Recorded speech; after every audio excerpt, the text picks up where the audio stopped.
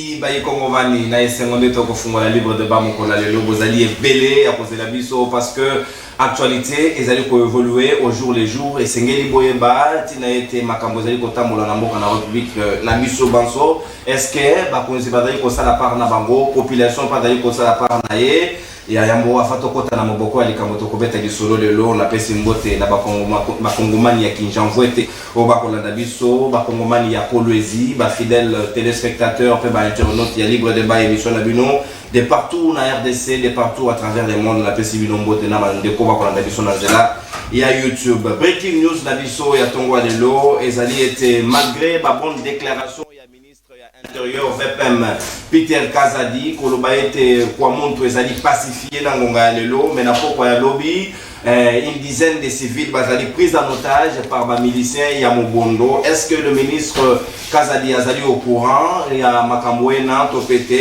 Est-ce que la disposition nécessaire aux qui prise sur place ezali une solution pour na bayi Kongomani topé makambo ezali ko leka ndenge nini? Merci Aristote Kabuya pe mama na likambo to ko beta di solo lelo na libre débat etali mingi situation o etali maponami ya 2023. Est-ce que qu'on se tenir dans les délais ou pas? Pourquoi Seni à tenir en compte après rencontre na ba 4 leaders ya opposition ba revendication na bango ba rejeter ngo pratiquement en bloc na plénière même ba liste ya électeurs ba publier yango teti kino lelo malgré que kadi malobaki okei na site komona yango mais après vérification nanu ba liste ezali disponible était Martin Fayulu lobby a mobiliser population congolaise pour que ba activer article 64 mobe koli konzi article yango lobby nini est-ce que lelo feti sekedi sengeli azala abima na porte ya maponami ou bien sengeli na ye abima par la voix populaire o bakoki ko sala ba revendication na bango na nzela pona kosenga départ na ye. Comment ça va se passer?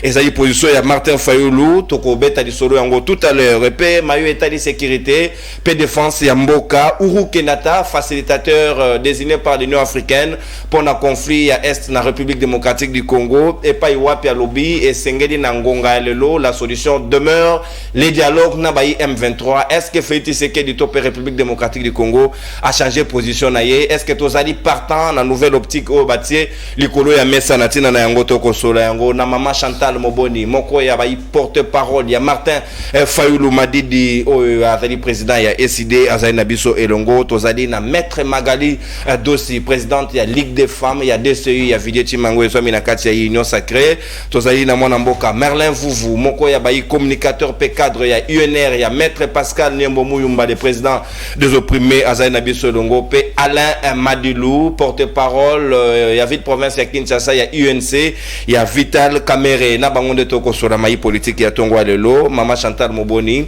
na ko réserver le primaire parce que Martin Fayulu a outé ko ça la point de presse mokolo ya lobby a se prononcer ouvertement natina maponami a lobby a boycotter yangote mais azali na ba préalable parce que Seni a tenir compte na yangote à mobiliser population pour l'article 64 à l'appliquer. Est-ce que Bozali sûr que beaucoup réussir challenge Bozali ko se défier lelo?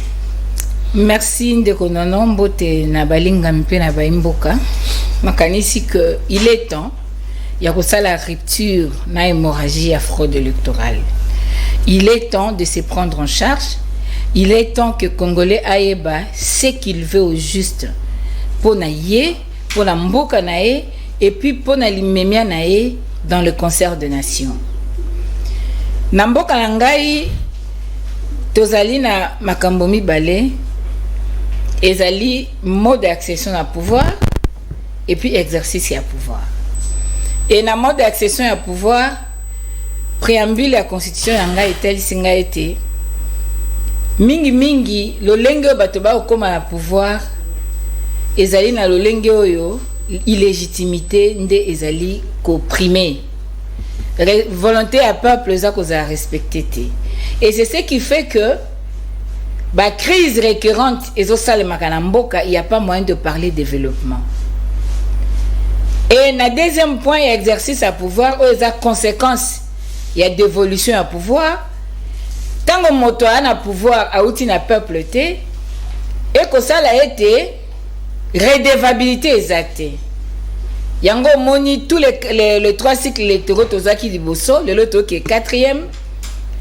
Bateau bako kamba baza na souci à peuple te mboke kotombo mate parce que baza redevable na peuple te adan ya pouvoir ezouta na peuple te.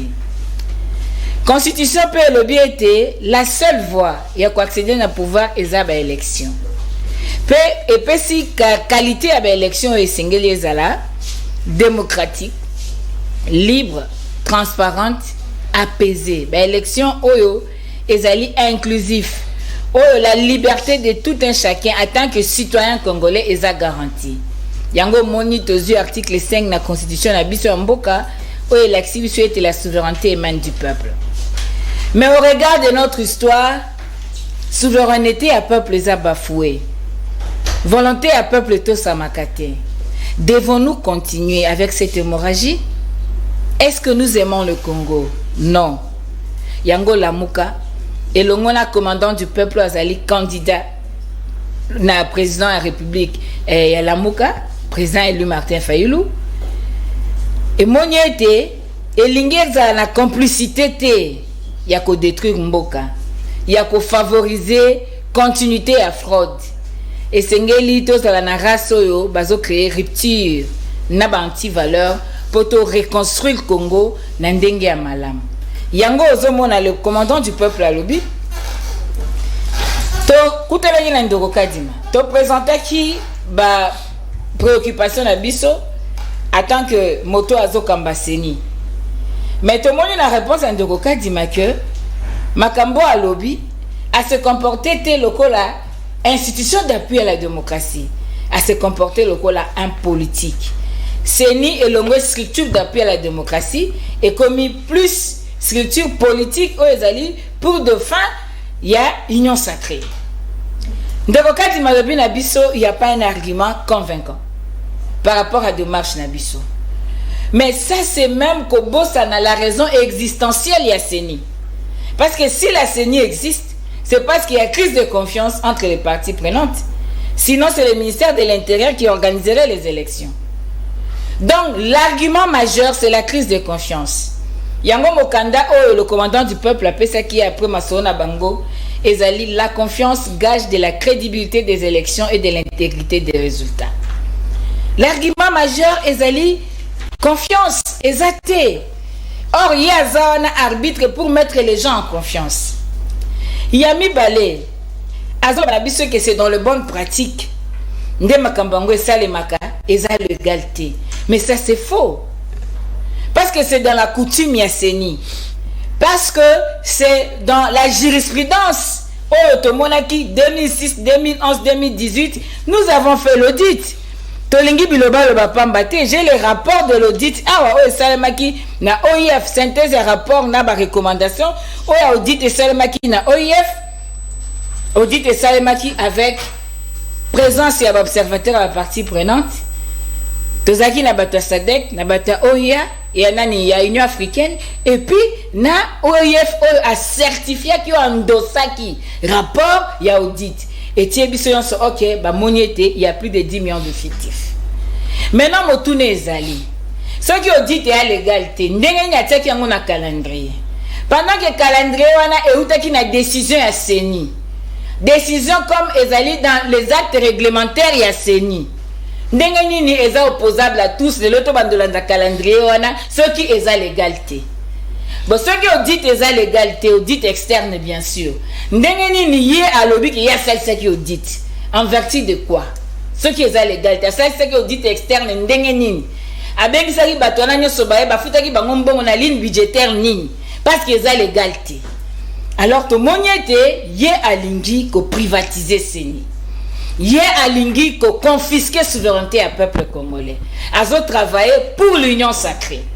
Au-delà de tout ce qui est le cas qui n'a enrôlement, coalition électorale à la mouke l'excès qui n'emploie ça, ndenge to kuti biloko na ba mituka accidenté, to moni ndenge nini ba carte d'électeur ezo sombama, to moni lo lenge kani bato bazali ko sala ba carte na bisika ya ba bureau fictif, considérant tout cela, crédibilité exacte et confiance exacte. Yango to yebisi bango ete na congrès na biso to saki na Kisangani du 11 au 14 juillet 2022 to zaki 30 résolutions. La 24e résolution ezali non boycott y avait élection. nous ne refusons pas les élections. Nous irons aux élections, mais il faut que les élections à Malamu ou respecter le choix du peuple congolais. Mais manière où Seigneur Ezali Kosala a été token de quoi accompagner une parodie électorale, une forfaiture électorale. Yango Tolobi Tokosala été. Alors, parce que l'élection, ce n'est pas l'affaire de Kadim. Ce n'est pas l'affaire de la CENI. La CENI n'est qu'arbitre, conformément à l'article 211 de la Constitution.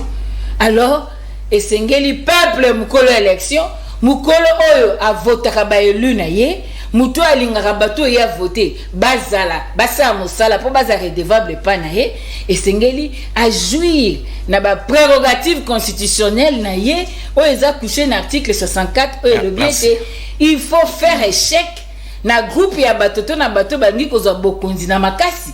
Parce que quand vous faites les gens, vous êtes un peuple devant un fait accompli, vous pensez dans votre carte, les autres s'effacer, vous saligner sur vos sala, peuple a voté, vous respecter yangote le peuple va se prendre en charge, peuple Sengeli a exercé rôle en tant que souverain primaire, article 64, c'est constitutionnel, nous devons faire échec à ces projets macabres contre devenir il y a la génération future. Merci Maman Chantal Moboni SID, il y a Martin Fayoulou m'a dit porte-parole, il y a Martin Fayoulou, Maître Magali Dossi, présidente de la Ligue des femmes DCI.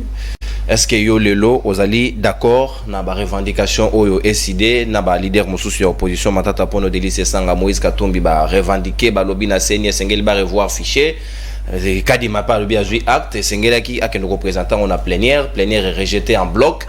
Dès le lot, baninga balobi, bakoko continue parce que confiance est alité. Est-ce qu'il faut revoir que chacun essaye de mettre de l'eau dans le moulin pour nous combien trouver le juste milieu? Merci de connaître pour l'invitation à l'eau, na pesi bandeko toza na banana plateau mbote, na pesi pe ba oyo bazolanda biso mbote. Mais avant de répondre à la question na lingina bitasu c'était sur monter à intolérance oyo tozo vivre lelo na RDC oyo zoko diviser bandeko na biso ba congolais. Parce que tant toza na plateau, toza na ba opinion oyo ezaka divergente, mais en dehors il y a ba plateau toyebani toza bandeko. Na kokuta na Mama Chantal to solola, na kokuta na ndeko vous to solola, toza bandeko to bundaka te bitumba na biso suka na niveau ya ba idée. Et non pas, il y a kofingana, il y a inimitié. Mais malheureusement, c'est que nous vivons actuellement, il y a une montée, il y a intolérance moko oyo komi ko bangi sanga. Il y a on a bipesi devoir wana, il y a ko beta kasete. Na ba ndekonanga ba congolais poto ça la barrière na phénomène wana oyo ezali très dévastatrice. Ce qui to tiki yango et continuer et koko ma fléau. Par rapport à la question, avant de répondre, nous attaquer na simba non makambo belé maman Chantal Alobia.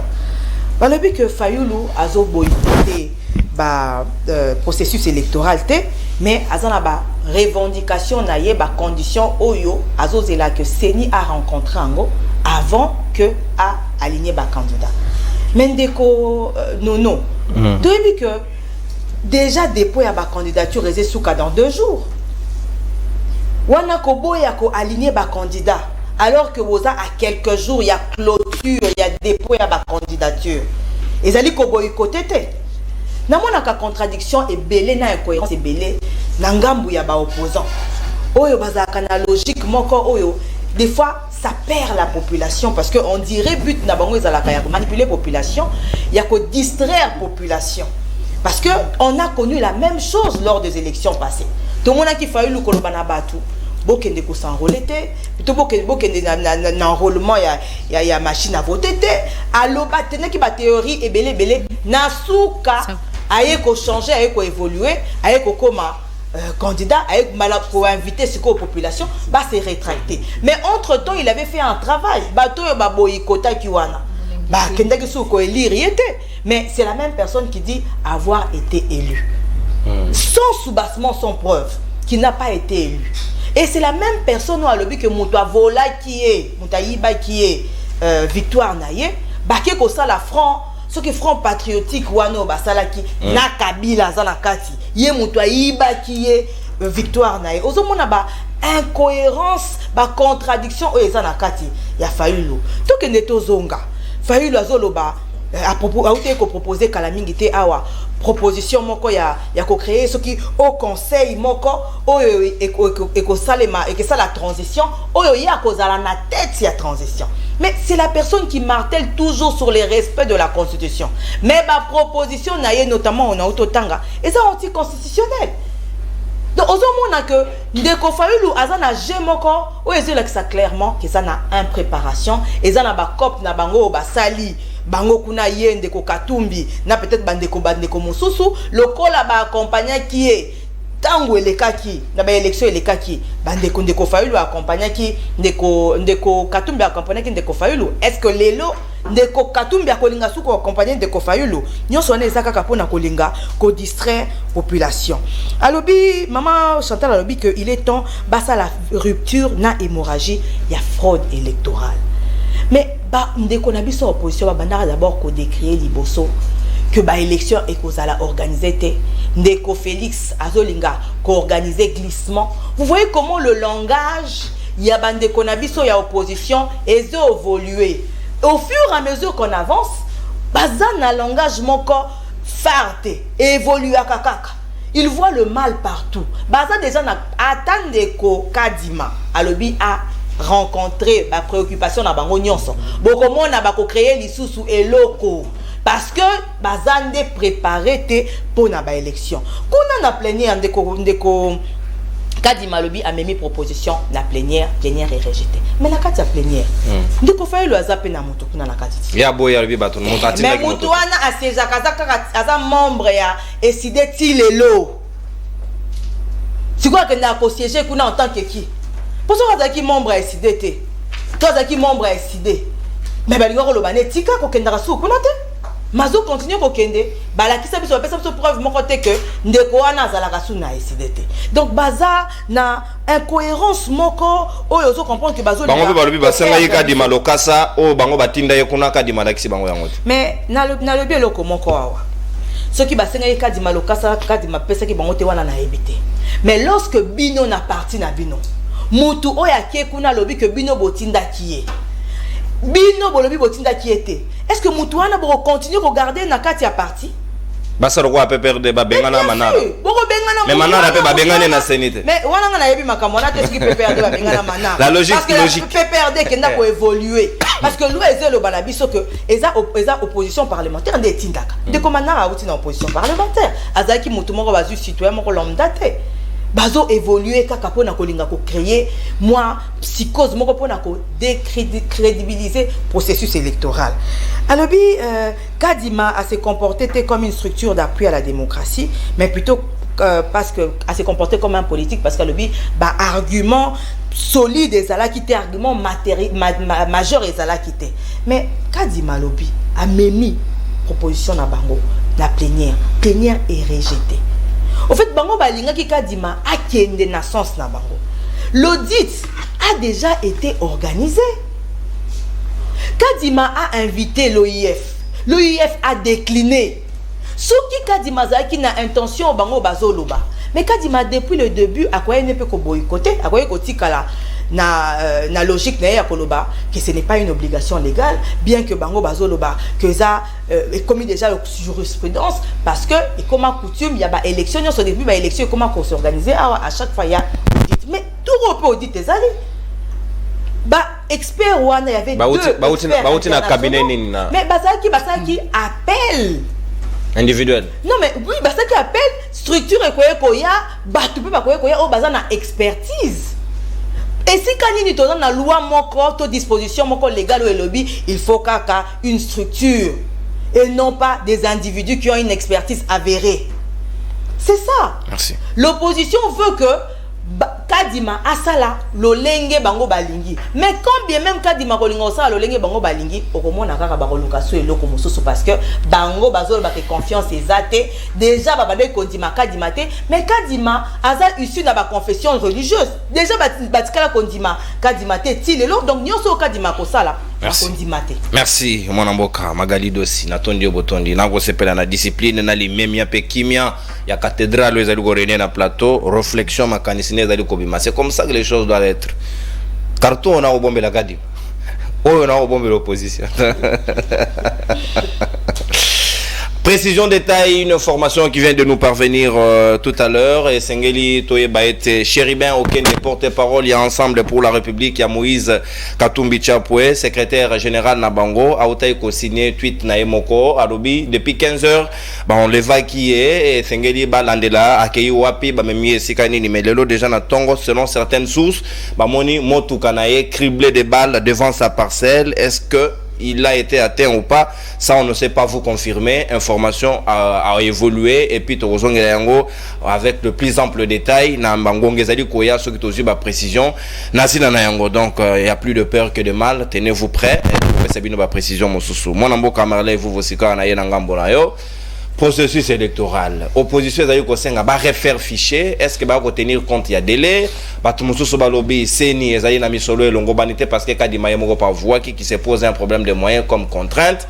Est-ce que ba élection est comme hypothétique ou bien nous y allons vers un hold-up électoral n'engé si des ko décrier ou encore nous voulons jouer les jeux yakoboya maponamie ça dans les délais au bénéfice de toute la population. Merci Ndekonono mbotepe na bande tournant plateau mais on répondre surtout à la question des forts tournant du Maman Chantal, mais on remarqué Maître Magalia. Madilou, soyez concentré. Maître Magalia répondait, c'est le rôle de l'article 64.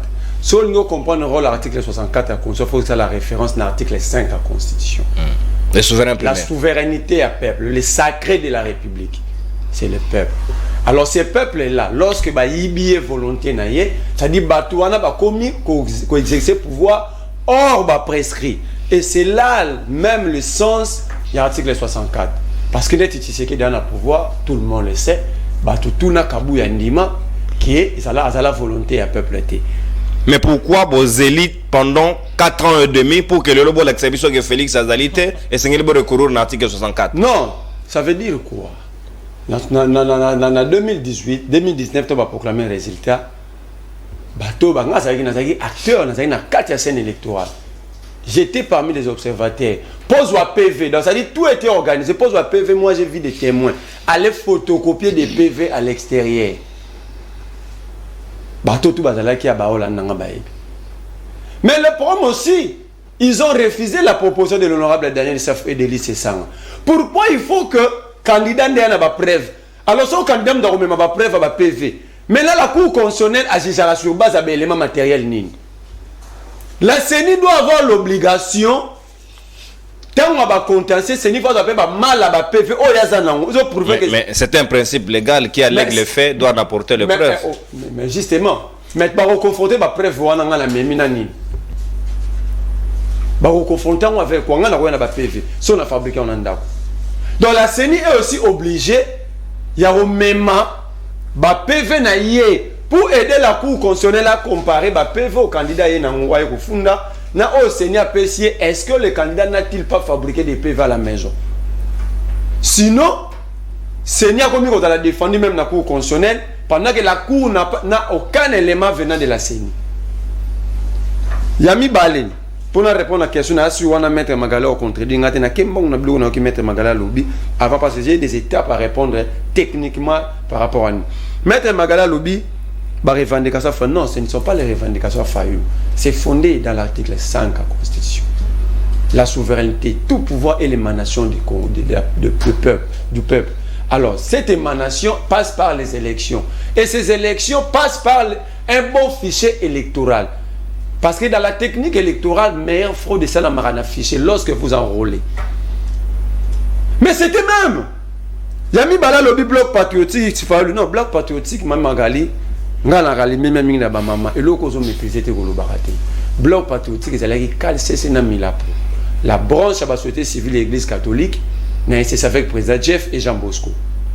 Donc quand vous citez Fayulu et Kabila n'a habité sur yo côté en moi obi dit tout mon ici mais bino ba kolo mutu ba bito tinda yete mais bino bokanga mine poani bino ba bi sebo e kasi poto ça clair.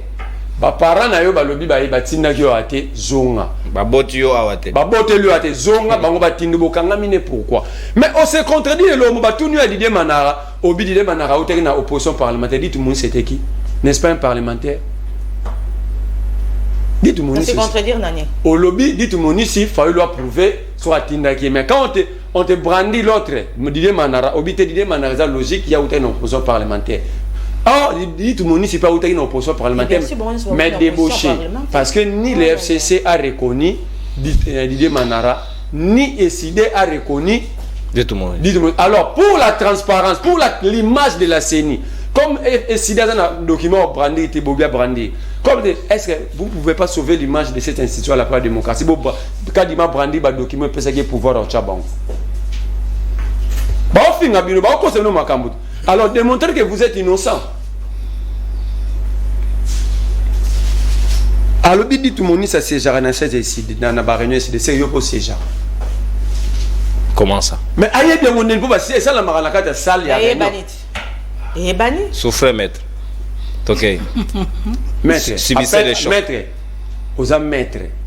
Dernièrement, maître, ils étaient pourtant à la loi. C'est parce que vous êtes des procédures.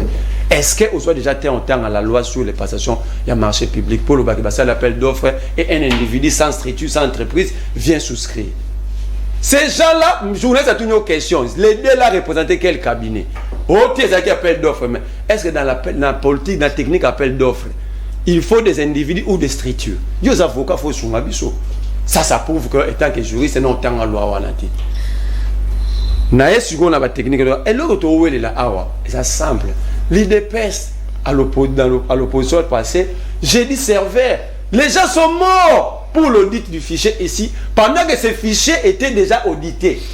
2011. Mais tout forçat, Tikablabi, non.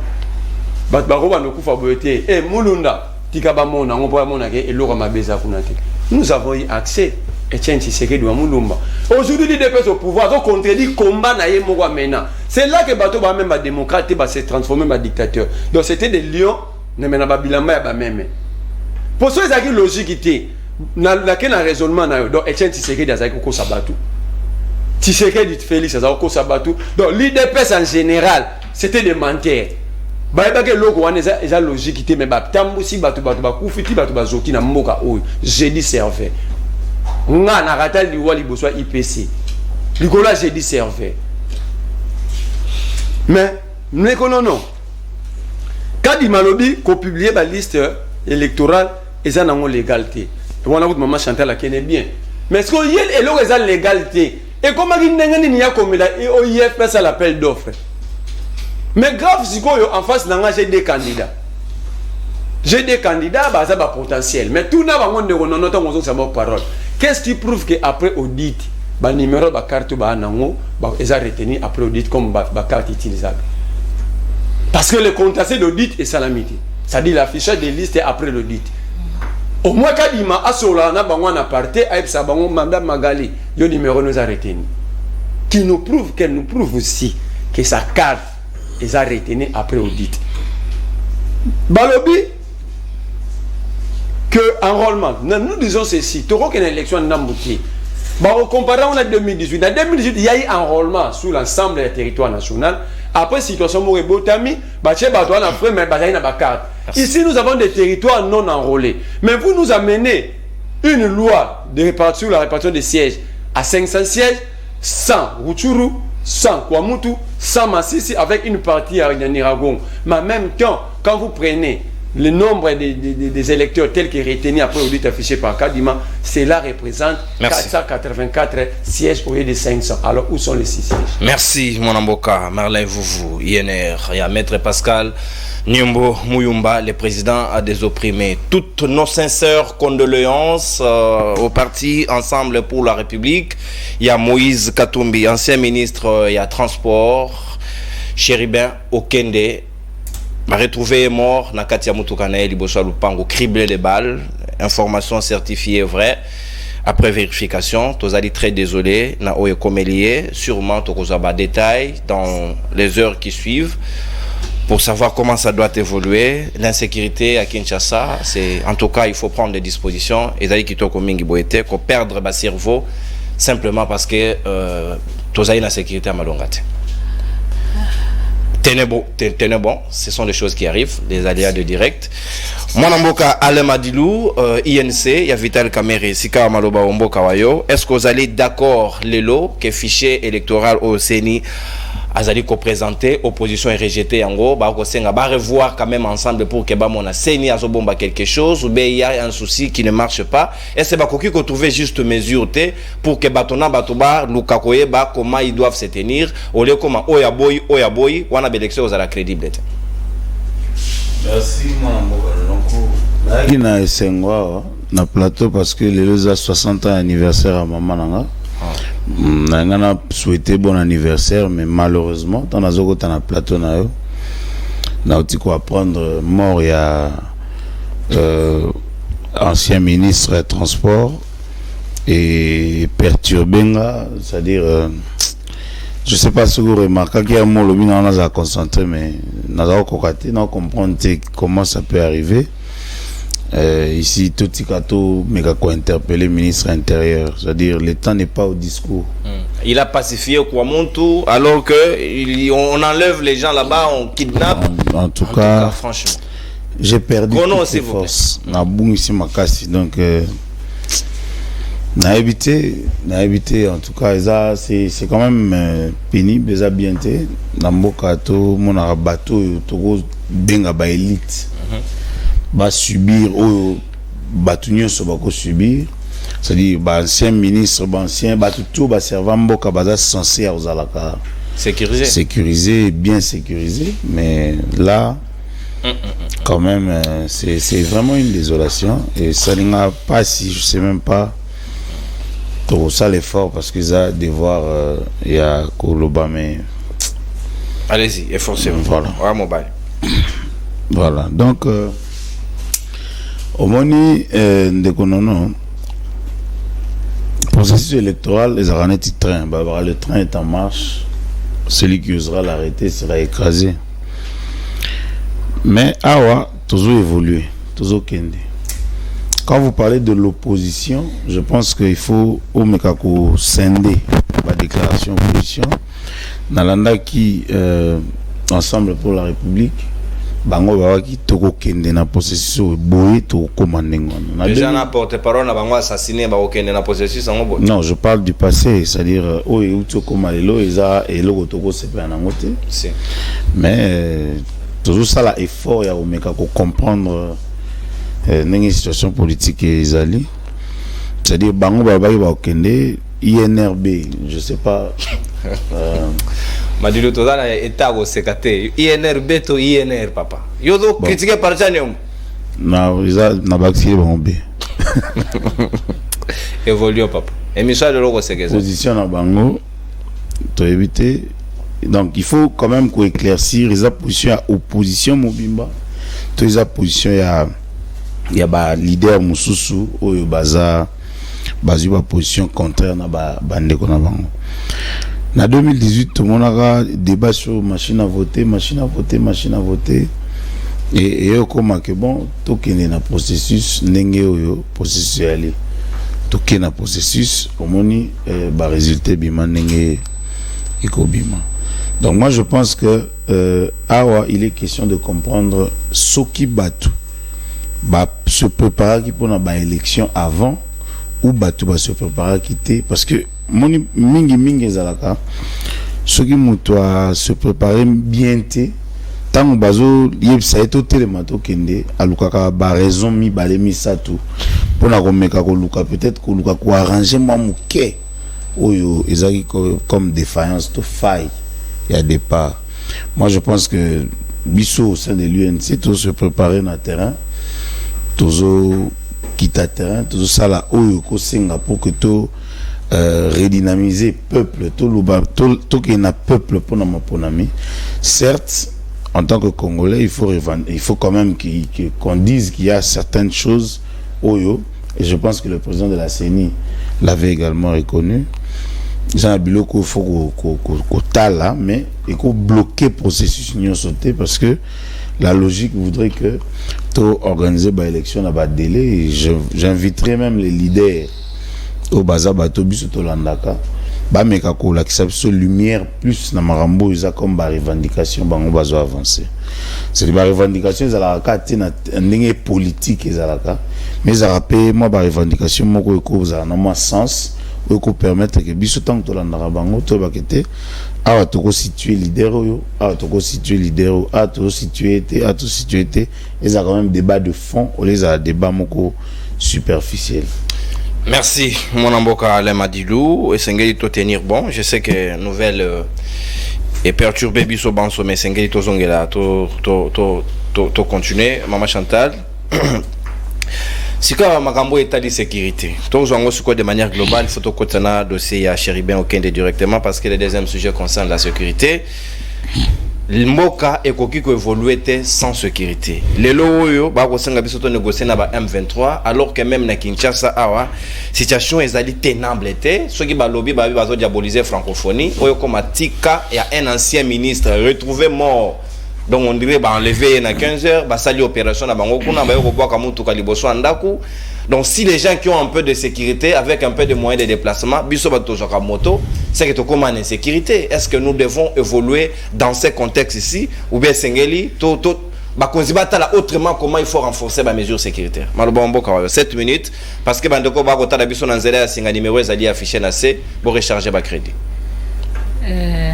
Ndeko makasi ici nouvelle et sali passé parce que personnellement naïbi c'est une crème et la République azaki na utile pour le peuple na dossier sécurité na minga lobate auto choyo kaka sikoyo dans un pays normal il faut le ministre intérieur démissionner dans un pays normal. Parce que la sécurité est la base de tout. Un pouvoir incapable de sécuriser son peuple, de protéger l'intégrité du territoire, de protéger la justice pour qu'elle soit constructive et distributive, c'est un pouvoir qui doit partir. Tout ça, maman Kassi. Maman. En 2018, le président Katumbi a candidaté. Et c'est le président Martin Fayulu qui était candidat. Je sais que l'Union sacrée dans le cadre de Chanus, Martin Fayulu, Atikeli, Moïse Katumbi place, tout ça, c'est faux et archi faux. Moi, je pense que nous sommes tout ça la politique autrement, nous, en tant que maman, femme. Olobi na biso olobi ba boycotté mais bazo kanga à 5 jours olobo boycotté tout ça. Nous sommes dans le processus, nous nous sommes enrôlés et nous continuons dans le processus, mais nous ne déposons pas nos candidatures. Si c'est la stratégie de l'Union sacrée batiaka batu devait faire accompli pour batu balobaka tant exact tozo kinde, alors nous on accepte. On ne fait pas la politique seulement pour tous les députés, mais nous faisons la politique pour que la nation soit dirigée autrement. Et le peuple qui croupit dans sa misère, citoyen lambda o aza kokufa butu na moi nanzala na passe na insécurité tilelo, un député national, un ministre honoraire à kitika bo une élite ezali eloko osaka na ngote. Maman Magali olobi moto aza na seigneur siégeaka na SID na pesi otoli en tant que maman il faut éviter que ça la politique lokola ba papa union sacrée Kadio Chanus eza ya moi cité. Je suis porte-parole de Martin Fayulu, secrétaire national en charge à communication et SID, membre du bureau politique à SID. Donc dire ici que notre frère siège na SID, ça c'est mieux de rectifier, ne fût-ce que pour ton image et tout pour ton honneur, maman. Ça c'est faux. Awa dangi ko bisa biso que basali appel d'offres.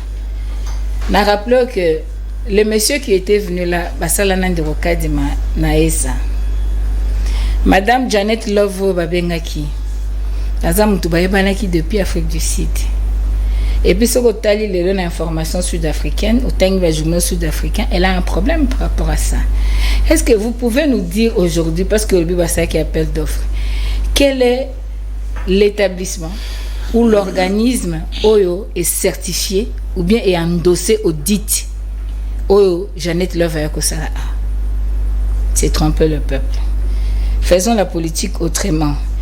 Aujourd'hui, Nabiswa Fayoul a incohérent, s'il vous plaît. La cohérence politique s'appelle Martin Fayoul. En 2019, à sa proposition de sortie de crise. Parce que vous ne voulez pas comprendre, pour Bozana, ivresse à pouvoir. À lobby, bien, il y a un problème. Apportons de correctifs. Faisons de réformes. Dirigez votre pouvoir, mais nous, on doit s'occuper vraiment tout ça, la réforme entre les parties prenantes. Pour que désormais la volonté du peuple soit respectée. Et aujourd'hui, là, à ceux qui en ont été, il a fait des propositions, même de loi électorale, organisation et fonctionnement assaini, loi électorale, calendrier, identification, à cette proposition. À ceux qui en ont été, quand aujourd'hui ils réclament que le fichier électoral soit toiletté, c'est ça la vérité des urnes, non? La vérité des urnes commence par le fichier électoral. C'est ça la cohérence d'un homme politique, avec l'identité, la transparence électorale. Ndekonangai, en 2018, en 2006, 2011 et tout, IDPS avait des représentants dans CENI. Kalamba était dans CENI, dans compte à IDPS. Jamais reconnu. Mais il était récusé. Ok. L'histoire se répète. Et IDPS a récusé Kalamba. Atinda été. Mais aujourd'hui, vous, en tant que juriste, ceux qui n'ont pas de Merlin Tindingo Pesangambongo. Qu'est-ce que yo ça? Ce que tout na Merlin, ceux qui Merlin Mouta Sainin, à Tindinga, n'a zambongo pas na yo. Ce que Pessi Mbongo, Merlin Lobinga na Tinda qui était. Père Tezana. Il ne faut pas que tromper battu. Ma soeur, il faut que Constitution est en vigueur dans Mboka Nabiso. O ngana yo tozotanga. Et article 64 est en la 4. Au level du bloc patriotique. Mais vous êtes au pouvoir. Vous exercez le pouvoir. Vous avez l'impérium. Avez-vous déclaré certains citoyens d'indignité nationale? Membre FCC. Vous déclarez bango d'indignité nationale? Vous êtes juriste. Vous déclarez Kabila d'indignité nationale? Parce qu'il n'y a pas plus tard que 3-4 jours, nous devons faire regretter qu'il retire à Libala na bango. Comment vous pensez que, na hypothèse même au la Kabila, parce que nous on n'a jamais été ensemble dans la Kabila, na hypothèse au la Kabila, comment pouvez-vous penser que bino na Kabila Libala na bino au coup de regretter soi-disant divorce, pour que tout le baka divorce c'est salamate, ils ont pour la consommation. Comment que Kabila andoki, mais yo il faut vivre nandoki. Yo za na droit ko sola nandoki. Mais Congolais mususu a ko sola nandoki. Hein? Comment vous trouvez ça? Mon chef de l'État lobby a rompre relation diplomatique na Rwanda mais so ibamoni mutake Rwanda, il est de connivence. Au moins la teke boni ngelo la comprendre. Pendant que vous déclarez bango d'indignité nationale. Et surtout que biso na bango to la coalition té. Les blocs patriotiques c'était l'affaire il y a SCC catholique. Nous en tant que les forces sociales, les forces politiques, merci. Bloc patriotique. Et aujourd'hui, nous sommes en train de nous battre avec les 4 candidats déclarés à la présidence de la République. Est-ce qu'on est en coalition politique? Non. Il ne faut pas, il y a des juristes. Je peux comprendre que Moutoumoro Boy combattant Moko Boya Loba n'importe quoi, mais il y a Oyebi Mobeku, Ozana Mayele, Oyebi que quand est-ce qu'on peut parler d'une coalition politique, d'une coalition électorale, merci. Ou bien na nini moko boy. Merci maman Chantal. Nazo chité ndeko nangai na permettre consommer ta antenne. Mais 2 secondes. Allez-y. Nous on ne conteste pas Kadima. Nous, on avait dénoncé en son temps qu'il était membre de l'IDPS Afrique du Sud, confirmé par Papa Moleka.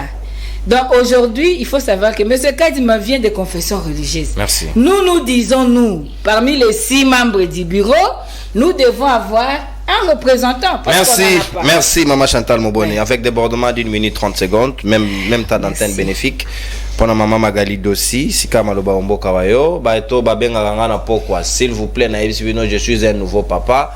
Prière de prendre les dispositions nécessaires et Michel est à partir de 9h15. Au Bengi Nabutu, Nabozalate, Nana ba préoccupation Moussous. Quand l'enfant pleure, moi également je dois être debout. Non, les papas ne pleurent pas. Les papas cherchent l'argent. C'est quand Maman Magali Dossi Malobasika Ombo Kawayo, est-ce que vous allez d'accord que les lots sécurité Yabakinois ils allaient garantir la preuve assassinat et commis boya ciel ouvert tout le local on a phénomène au big boy phénomène kaba enlèvement et paille tikino les lots allaient continuer hier n'a pas maté ba tu enlever mon tour n'habita be avant-hier encore malgré tous les efforts est-ce qu'il faut doubler d'efforts et puis qu'on a mayo état de défense et assez Uhuru Kenyatta a obligé biso to négocier to dialoguer na bayi M23 lecture de Fenao pour na robanda na kobana nous présenter ba condoléances nanga na Congo Mobimba na ba congolais ba uti ko perdre moko na bango c'est quand même un ancien ministre Azaki moto Azaki na nzela na ye ya deko ya ensemble na opposition mais sango yo et sali je pense mutu nyonso pasi même Ngamoko et Salinga passi au point parce que comme on a un Congolais kokufa na ba circonstance oyo et on a interpellé ba service ya sécurité ko balandela makambo yo malamu surtout nakata yote Maman Magali na mboko yo enquête et futaka résultat te juge yani akufa wa to mona eloko te nous voulons voir clair s'il vous plaît botike la biso théâtre o ezalaka ba bandi suka nango isu ba pesa biso rapporter c'est quoi ça na mboka bato biso moto monaka banquete aboutisaka te quel genre de pays Maman Maloba mboka wa na bandi na ko marteler lisusu que nous avons besoin ya komona lumière na affaire oyo esengeli koyeba akufi na ba circonstances nini parce que ekoki ko créer psychose moko au sein de la population quinoise. C'est vrai, l'insécurité est grandissante, mais c'est vrai aussi que les services de sécurité bah sala musala, mais pas intensifier musala na bango pour na sécuriser ba congolais ba personne na ba bien na bango. Avant na zonga na question na yo ya Uhuru Kenyatta makambo ya toujours ya sécurité na ligi na rencontrer un peu makambo ndeko Merlin alobi awa tango ndeko Merlin azolo baso na yebi makambo te sengeli na zala non sûr ya ko maîtriser makambo avant na lobango mais na yo ki maman Chantal a abondé pratiquement le lenge moko na été pour na na blague patriotique wana bazala parce que tout le monde a bango nyonso na conférence de presse ko ça la mobilisation contre ba dérive ya pouvoir bazaki ensemble tangu bazolo ba que biso tolingi tozobela mutundo ki metolinka kozala naye mais na badi maman Chantal ala ndainga madame te na lobi que bino bolobi que mutu wana yibaki victoire na bino ayibi victoire na bino apesi mutu mosusu ndeni bokoyi kozala na ba action commune na mutu wana to na mutu oyo azaki proche ya mutu wana atako bosali ba alliance té mais on vous voit bosali bos créer bloc moko il y a 4 opposants bon lelo na banzi Fayulu ceux qui passent désolidariser ceux qui ndengeni ni to éviter parce que to mona ki activité o ya sala ki na Sainte-Thérèse o ezaki fiasco baninga na nyonso bayaki te azaki yemoko et pourtant ba musu bazaki na Kinshasa a mais ba tourna ki le dos baboya koya ndeko Merlin alobi nanga que ba revendication au étali audit affiché électoral les alliés revendication moko légale constitutionnelle et non pas revendication ya Fayulu na bandi ndeko Merlin falo yo kamala montango ndeko nono atuna ki motuna ndeko nono azotuna motuna par rapport à ba revendication oyo Martin Fayulu azo sala n'est-ce pas parmi ba revendication na ezali audit externe et affiché électoral ngana répondre par rapport ya motuna oyo ba posaki oyo ezali ndenge wana olobi soki na aza juriste na bobandi qu'il faut natanga loi ya passation ba marché mais ndeko Merlin candidature appel à candidature appel d'offres zaki appel à candidature yango ba expert internationaux ba yaki ko soumissionner na ba experts nationaux musu ba yaki ko soumissionner ndeko maman Chantal alobi ba experts internationaux wana bazana ba relation bazana ba acquaintance na ndeko Kadima wana yenda alobi bazana ba acquaintance mais ce sont des experts bango nyonso bazo évoluer na domaine électoral bakoki koyebana mais c'est pas pour autant que okolongola impartialité y a ba expert wana internationaux ba yaki ko soumissionner. Je pense qu'il faut savoir faire la part des choses. Maman Chantal olobara mingi oza mwasi il faut que ça la politique ndenge mosusu ke mibali ozo pesanga conseil mais maman Chantal kozala mwasi nde lobi nini et lobi ko mona makambo rouge alors que ça vert et lobi ko mona makambo mwindo alors que ça pembe olobi kende ko moko ya za na plénière on a bosani kombo azala kasusu na SIDT olobi ngo pe na ba terme clair te pour lobi aseja kasusu na SIDT. Est-ce que okoyi koyebisa biso awa kende ko na azala kasusu na SIDT? C'est une information que okoyi ko pesa ponga na azala na SIDT mais nga information na za nango eza ke mutu wana ndeko wana azaka kana SIDT. Ce qui est une information contraire on peut singa parce nga na azala na lisanga na binote ndeko maman Chantal alobi gouvernement oyo pouvoir oyo est incapable de sécuriser population naé ya ko sécuriser ma frontière. C'est vrai, il y a des problèmes, mais vous n'allez pas dire que ce gouvernement est incapable de sécuriser ses frontières ou sa population. Tandis que insécurité et ça un phénomène moko za kana Congo. Même aux États-Unis, ils ont un quartier mususu okoko maté parce que insécurité règne à Kamakasi. Lelo nous vivons ce qui se passe en France où bana bazo poser ba acte moko incivique bazo piller est-ce que France est sécurisée la population n'a été et sécurisée la frontière même avant oh tozo vivre lelo ba foyer insécurité zala ki ba mafra ba bandi ba bande coopérer na ba kwa mosusu tokoki kokumisa insécurité te tokoki ko soutenir en sécurité yango tozo appelé ministre Oazali na la défense na intérieur ba intensifier ba action na bango pour na ko sécuriser Congo na ba congolais pour na ko pacifier ba zone oyo ezali sous occupation étrangère eza musala moko oyo esalama il faut esali musala moko eza ya longue haleine parce que tout ça na armée moko oyo ezalaki infiltré oyo eza infiltré oh il y a un travail de fond oyo esalama Tolanda je pense ndeko onana ba révélation oyo asala ozaki ba révélation moko foudroyante ndenge nini armée na biso et comment infiltrer jusqu'au plus haut niveau. C'était quelque chose qui était bien orchestré, bien organisé. Et c'est un processus pour que y a du jour au lendemain to longoli bande nyonso oyo bazali d'une autre origine. Il y a lobby makambu ya article 64 na beti yango CTT. Mendeko Merlin maman Chantal mbalaboni toyoka ndeko mafato bata opposition ko loba balingi ko activer article 64. Mais article 64 le bénini. Ezali ko ça la échec contre tout individu azo détenir pouvoir par force. Tout azo détenir pouvoir en violation de la Constitution. Ndeko Félix azo détenir pouvoir par force. N'est-ce pas ça émanation il y a peuple, il y a volonté populaire, même ceux qui bango balobara que aïba. On est ça au bango balobi. Mokili Mobimbe yebi que président Félix Tshisekedi, c'était pas lui qui avait organisé les élections en ce temps-là pour qu'il organiser fraude et zalana bénéfice naé était élu parce que bango tongo balobela la population mais population na biso plutôt dans la carte population là. Bango baza na monopole ya kolobela population te pour na koloba population à lobby non. Ba revendication mususu ba proposition mususu maman Chantal azolo ba ke ndeko fayo la sala qui proposition boya ça qui revendication boya mais azana batu o bazana na assemblée azana batu o bazana ba assemblée provinciale ou bazana assemblée nationale pourquoi ba sala ba proposition na kunate par rapport ya question na yo oyo ya ndeko ya président ou Kenyatta proposition na ezali proposition ya ko négocier pour le retour de la paix n'a pas accéléré processus il y a cantonnement il y a M23 président du gouvernement baza clair bazo tika na position na bango qui ne veulent pas négocier avec le Merci. M23. Merci. On ne négociera pas avec le M23. Merci. Mais la négociation dont on parle, c'est pour plutôt accélérer le processus. Merci.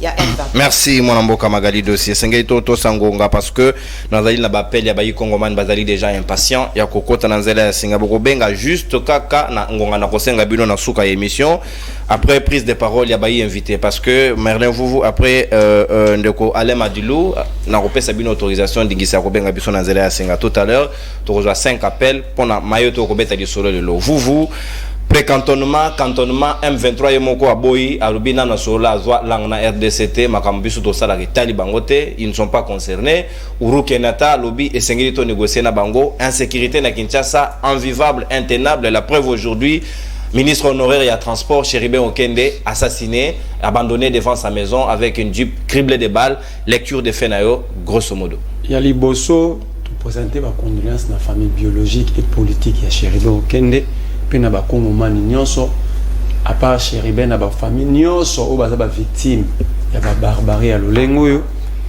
na kombo na ngai moko pe ya maître Pascal Nimona ine ya mobimba ena répondre ça maître ndeko madi moi na nanda kwa zolando INR ba komangona iza union yo lobi INRB ba komana I institut obebisi mwana yo zela la lobi ya lobi o ya benga parti na biso UNR U français ya lobi INRB ba komana les institutions il faut sangande ba komanga bisa yo kaso kana ko tuna do be o INRB alors ba sangande ba komanga te ngala wala sote o tuna ngala yo papa o mondo bisi ro ko tuna gite moi no pe ayoki ke papa tuna raté so da institution moi na comprendre le salaire le gars fait privé tolérance de les union des nations et révolution on a merci yo ba INRB eza institut so mona parti comme institut merci qui comme na mulo parti comme institut bien na ti ka comprendre o bebi simona yo mo tali yo donc ba retourner union comme I institut ba zu zéro ke bunda répondez papa alors bi mama machine à voter non on a la politique et là qu'on maîtriser il faut aller fouiller dans l'histoire OIF tant audité qui fiché en 2017 fin 2017 en 2018 avant une élection OIF a zonga pour nous longa là-bas port ISB na ba machine raison pour laquelle pour tricher binobo comme on a pouvoir ba boya ko sala ba décompte ba voix na ba bureau ba traitement ya biso ya lukunga zalaki na lingwala monga fula ngalema biso tena bakanda on y va chaque jour même des témoins on a ba recommandation vite mukolo ba bakaka ba compter ba vona ba bureau boy total na pourquoi nanga zo publier oh même to compter ba ça qui ba habilité fungwa mi ke ba PV ya publié sur quelle base donc ça dit ba eba ke mo ba code ça ba donner exact mo ba longola té parce que l'expert ba zongi ba longola ki ba port ISB donc ça dit Martin Fayulu était maintenant dans le droit ya loba ke combattre au Burundi comme trouver gain de cause on y va et conséquence vous avez profité ya combat ya mutu bino boke ko tricher nango madame Magali lobi si c'est que tout au cours c'est la tricher avant proclamation élection a commandé na pona kingakati bangona ba François Béa photo a commandé kingakati ndenge nini tuna hizo photo za preuve ya nini reçoit parole te to tolérance mon amboka tokei fufu en fait ici Kabuya l'a dit Kabila Talia Monité a pété Nanga l'a dit c'est le Kabuya l'article 5 à fonction c'est Kabila donc ça lui souverain primaire yo c'est qui ngai tolérance madame tolérance en fait pour na Kabuya le niveau azanango l'article 5 à constitution c'est Kabila c'est lui qui donne l'émanation du pouvoir. Kabila Talia. Du début de la constitution, c'est le peuple. Il y a dit Kabila Talia monité à PC. Lorsqu'on contredit, alors Kabouya bon ailleurs. Donc il y a dit c'est comment nous avons. C'est quand il y a dit que Kabouya bon l'année est beau. On va interpréter que c'est la ngata. On va interpréter que c'est la ngande. Il y a mis balé moto à Ganzema pour nous. Abi, c'est ça qui comprenait l'Africain. Macron l'a dit. Le monde ba yebi celle yo yebi donc d'ailleurs bien au mieux les quand je comprends que yo yebi ba bien ça ba François Béa ba Caméré Babino biso yo ki on ba Kabuya na bananga bon Macron pasteur tolérance papa bon Macron Béa pasteur yo tango bébé si moi non ça pasteur allez-y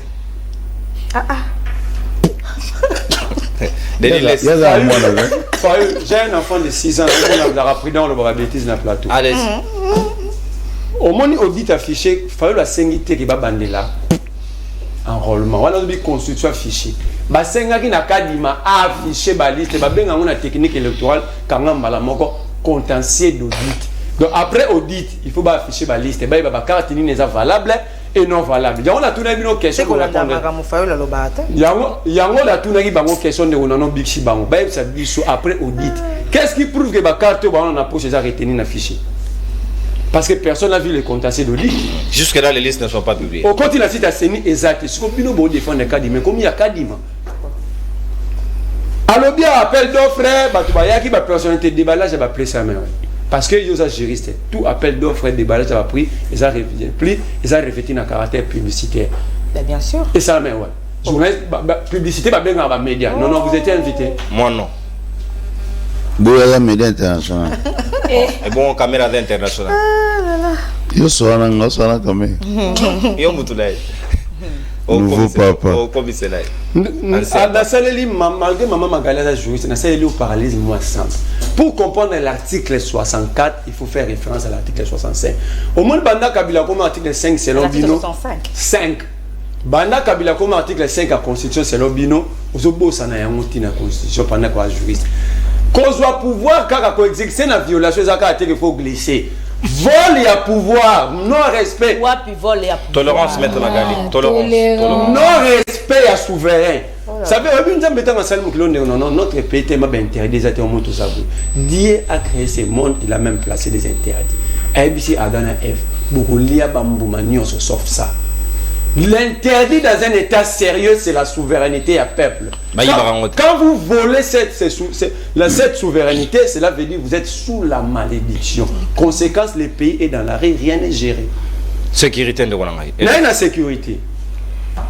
Maman Magali, pour la Libino bataillon, c'est la France pesable. La France va le mettre. C'est quoi? Autant on a bien sécurité, la maison comparée à la France, on a bien que vous comparez.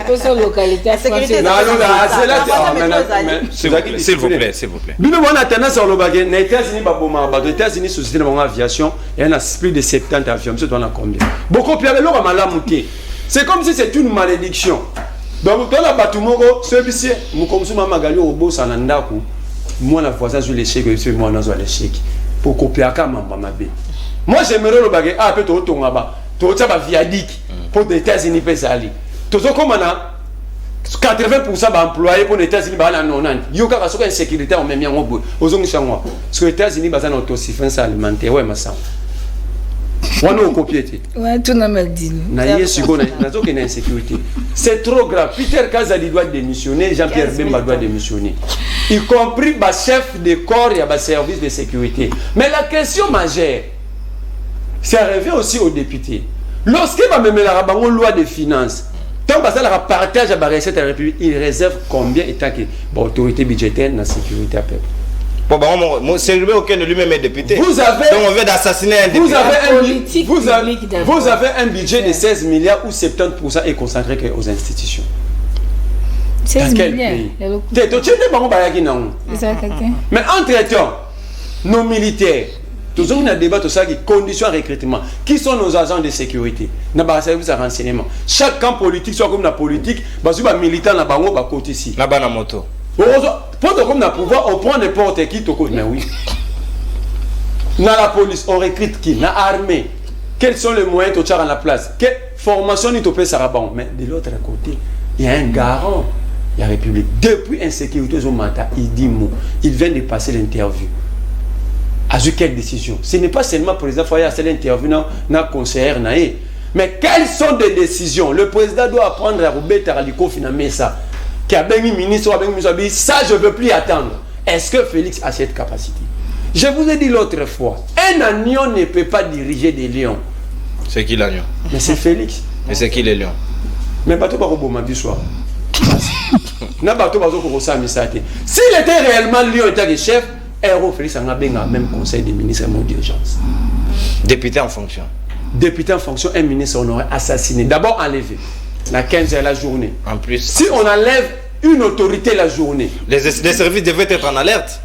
Une autorité. L'autre fois, on a fait une révélation. Le Bougoumestre est marqué là-bas. Côté lien, on a pas. Et au moins échelle, tu n'as pas Bougoumestre et Mati pas député. Merci beaucoup. Donc le danger est permanent. Félix Tshisekedi doit se ressaisir. atika olanda bato ba oyemba yemba ba mandilu ba yemba kamukwa tondolo beton non ayoka pe. Merci mon amboka vous. Merci Ndeko. Merci beaucoup Natondio Botondi. Débordement mon quai réalisation, le directeur technique Glodinzita toute non Clémence pour na appel 5 appels tozango le plus vite ba kongo mani toza suna ngonga mingi te parce que nouvelle perturber moi ngonga moke et sengeli bozo ba disposition pour les appels au plus vite après intervention Madilou bobenga biso na lombango parce que tozana ngonga mingi te na tina na yango mwana mboka Ale Madilou sika maloba mboka wayo en sécurité moto azali épargné azalité o auto kufa wa député national ministre honoraire il y a transport ba lokoti na 15h ba kozongi sa ibembe ba panzi mutuka tala mutuka wane ko kima no mbango pozu yango te mais abomier quand même, ce qui démontre que sécurité d'habitude commis en danger et Sengeli Bakonzi va renforcer davantage la disposition pour que Bakongoman va se sentir en sécurité, surtout dans la capitale, bientôt j'ai la francophonie, Makambo et Daïki Toko Mingiti. La défense, heureusement qu'il a pu Makambo au Kenya. Merci mon amour Kanonoko. Tikana ça ndeko merle vous. Omoni ngata na kola ba bisinga ke so moni mona mobile a cha choko ba pesa ka responsabilité te azam maile mingite. Ah, mutachokwa data. À comprendre pourquoi dans le bac INRB. Ozongi na chokwa mususu. OK, il y a déjà si quoi interpréter ngate ya ko. Si interpréter peut pas changer couleur ba mina union sacrée. S'il te plaît. Na lobby à comprendre pourquoi dans le Maman Chantal dans la pemene d'origine. Mondele Magali pemene d'origine. Donc mutachokwa data. Ma non que réunion INC à jeunesse. On va non s'il vous plaît. Tolérance Ndeko, s'il vous plaît, subissez les chocs. Madilou Tokei Maloba Ndeko s'il vous plaît. Au moni nyonso na yoki Maman Chantal Ndeko Merle vous balobia. Maman Chantal a résumé en lelo mamuke. Alobi ke tozo combattre ka dimate tozo lukande to pesa mutu mususu musala po o yake kuna. Azo solo la bienté. Oh. Graduation news. Yo ga récupérer. Yo kitege Maman Chantal alobi ke tozo lukande to tia mutu na. Changer mutu poste. Mais voilà. Ça dit problème ça que o azakuna. Azo solo la bienté. Rien. Débat autour to ko bando soit mi tout to che science to pesi ba forme. Maman Chantal alobi bango bazana besoin ya mutu mususu po oya ko rendre ba compte. Tozo comprendre et puis tu comprendre. Puisque résumé ça pas Maman Chantal font la sécurité. En tout cas, Kadio Chinese et nous c'est que le ban on appelle papa. En tout cas, on dit Congo ya mboka na biso to kana surtout Kinshasa au papa. Et sengeli teka likola francophonie to bypasser sécurité na Congolais. Pote belé me Kinshasa ya moko. To meka ko protéger ba citoyens, to meka ko protéger ba autorité, to protéger bato ba serveur mboka. Et comme neti ko bangisa na biso nyonso ko vanda bobi bon à tout moment na ko bima boye quand un ancien ministre un député nous devons déplorer et ça normalité c'est-à-dire muto à servir pays na bamboka musaza aza muto boko zoye na éviter so na cadre ni ataza na opposition ataza na majorité il a droit à la sécurité c'est-à-dire matière à sécurité lelo eza imminente. Namoni tant babaki ba faut pas notifier ministre intérieur il faut pas notifier. Il y a urgence. Parce que Kasongaza on a intérimaire. Biso toza ba scout, to sali scout, service scout. Agent sécurité batika kaye pendant plus de 2-3 ans na place Mogoté. Les appels s'il vous plaît juste après intervention Madilou na rezo familiarité, a recréer familiarité. Au moins voice mo etambola kia. Au moins batu ba komo loba mingi na légèreté sur Bakonzi. Pourquoi? Parce que agent moka sécurité a oumeli place moko boy.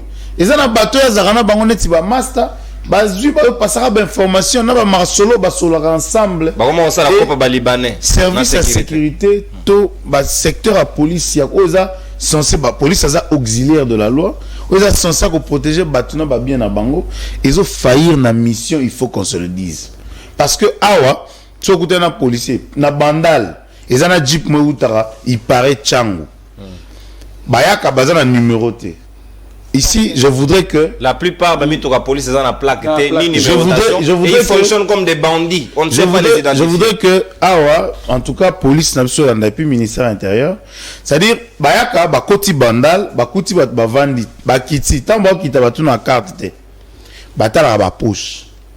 So batali no ba poche, bazi ba mbongo, bazi ba téléphone, dans la poche. Babimi baki. Tozelaka patrouille, tozelaka bouclage et consort. Je voudrais est-ce que Kinshasa to martelé insécurité est commis soit tozo ebaté ils ont un bateau bazolinga ba salir image à pouvoir soit ils ont faiblesse ya bateau to kutaki na place photo chez moi aussi bakenda non pouvoir ça responsabilité papa non ça dit comme mokonza moto il est sous ta responsabilité parce que on a pouvoir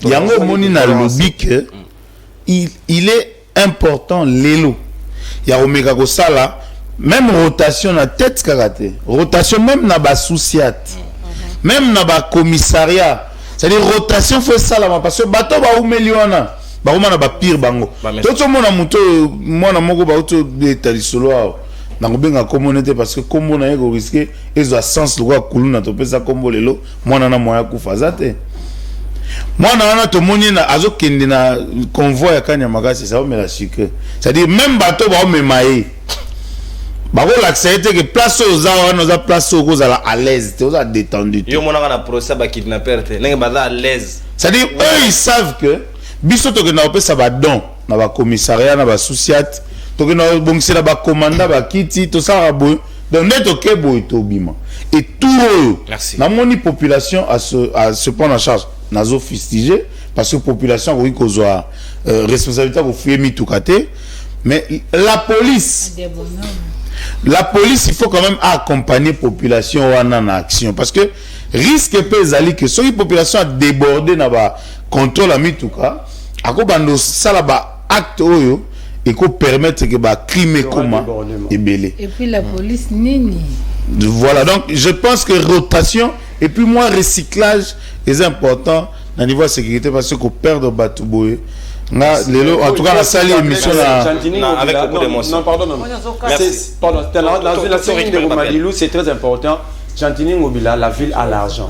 Mais comment est-ce que Ngobila paie sa rapport à fonctionnement de la police? Merci vous, s'il vous plaît. Asengi, s'il vous plaît, merci beaucoup. Tolérance. Tokamati Bapel, il y a Bayi Kongoman na Lombango parce qu'elle est débordé largement. S'il vous plaît, mettez Magali on passe au carton.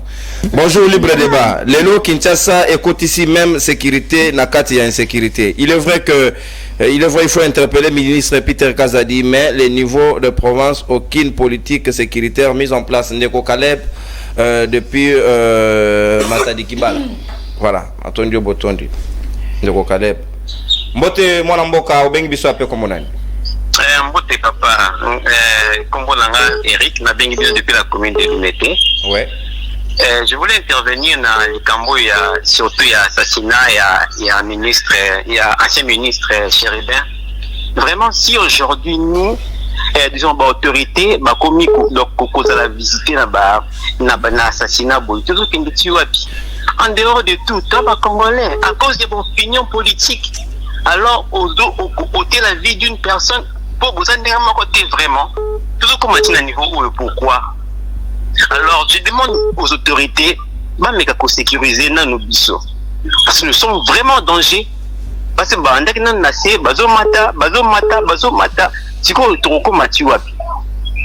c'est ça.